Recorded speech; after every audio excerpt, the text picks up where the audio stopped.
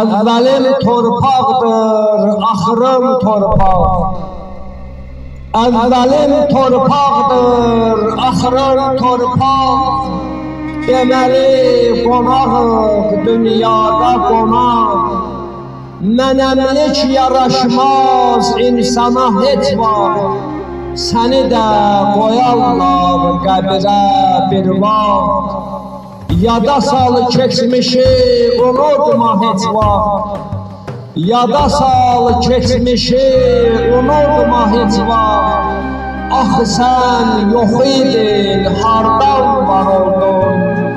Dəyərsiz bir zatdan sən insan oldun.